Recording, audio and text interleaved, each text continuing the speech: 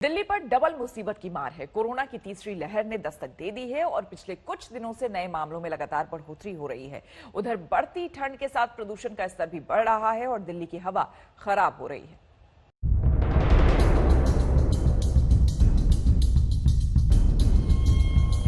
एक तरफ कोरोना का कहर है तो दूसरी ओर प्रदूषण परेशान कर रहा है। राजधानी को इन दो मुसीबतों ने मुश्किल में डाल रखा है।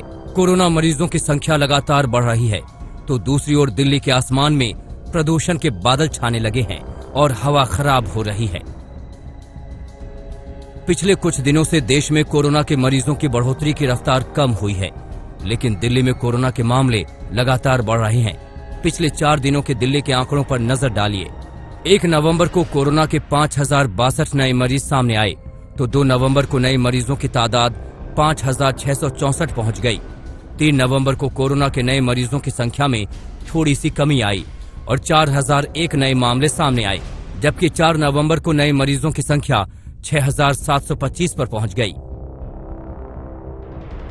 सरकार मान रही है कि दिल्ली में कोरोना की तीसरी लहर की शुरुआत हो चुकी है, लेकिन मामलों के बढ़ने के पीछे कॉन्टैक्ट ट्रेसिंग की दलील भी है। क्या हम इसको दिल्ली में थर्ड वेव कोरोना की कह सकते हैं? हाँ, कह सकते हैं, परंतु मेरे साथ साथ ये भी कहना है कि देखो, यह भी जो पिछले 15 दिन से स्ट्रेटेजी को हमने बहुत फोकस किया है कि एग्रेसिव कॉन्टैक्ट ट्रेसिंग, जो भी एक पॉजिटिव आता है उसके जितने भी कॉन्टैक्ट्स हैं सबके टेस्ट किए जा रहे हैं, उसकी वजह से भी नंबर बढ़ा है। अब बात प्रदूषण की करते हैं। दिल्ली के आसमान में धुएं के काले बादल नजर आ रहे हैं, साथ ही हवा का क्वालिटी इंडेक्स लगातार गिर रहा है। बढ़ती ठंड के साथ बढ़ता प्रदूषण स्तर दिल्ली वालों को परेशान कर रहा है। जहां तक प्रदूषण के स्तर की अगर हम बात करें तो दिल्ली के अलग अलग इलाकों में AQI यानी एयर क्वालिटी इंडेक्स 500 से भी ऊपर चला गया है। आपको बता दें कि सबसे खतरनाक जो हवा का स्तर होता है, अगर 300 से ऊपर चला जाए तो उसे सीवियर माना जाता है, यानी सेहत के लिए हानिकारक माना जाता है।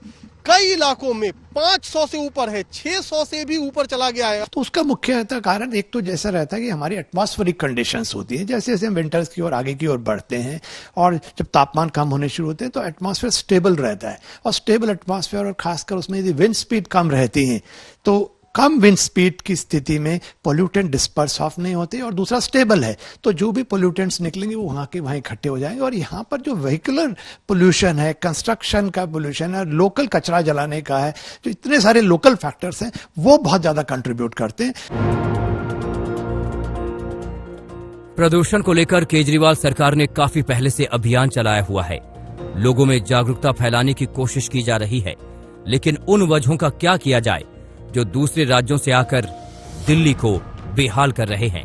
पंकज जैन के साथ कुमार कुणाल, दिल्ली आज तक।